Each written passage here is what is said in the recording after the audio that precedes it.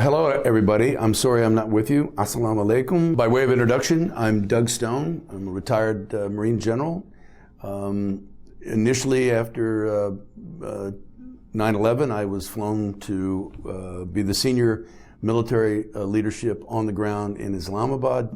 Later came back and developed all of the cultural sensitive training for all the Marines going to either Afghanistan or Iraq.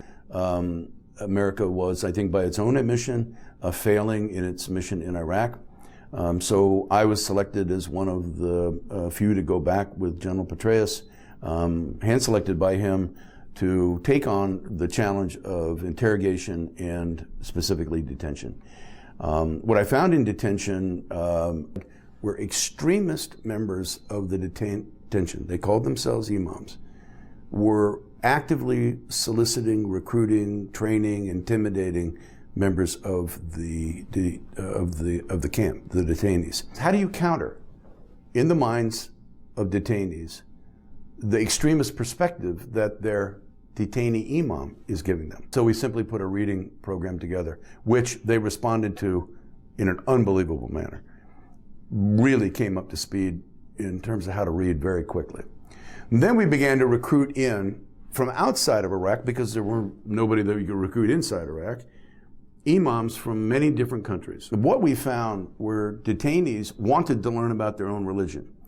When they learned about their own religion, they became more open-minded, not close-minded. Pretty soon, they began to challenge their own leadership on the inside. And once that challenge happened, we isolated those people out of the program, and as if a cool spring breeze happened on a hot day, the whole place changed.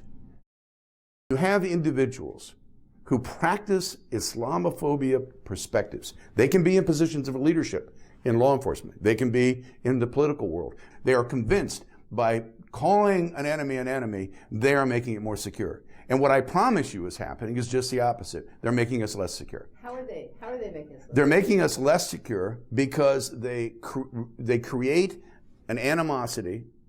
They cause many Muslims and non-Muslims to polarize, and the polarization itself causes further polarization, causes further defranchisement, causes further policies to be enacted that actually create a security threat. So the question becomes, what are the role models and what are the attributes of individuals, and how do you know them? How do you recognize them for individuals who you ought to trust, at least trusting on this very important topic of, that spawns the whole Islamophobic phenomena? Now, Abdelkader is the role model that comes to mind given the conference.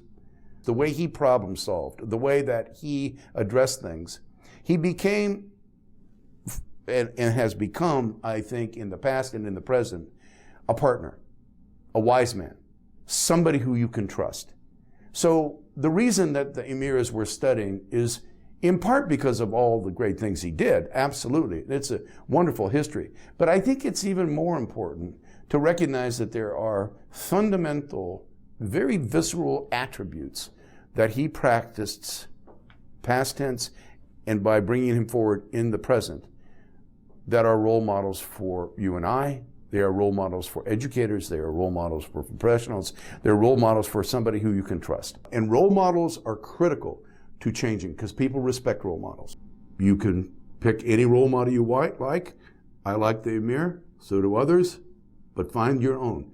Find the one that works, but put an oar in the water or the boat won't go forward. Thank you.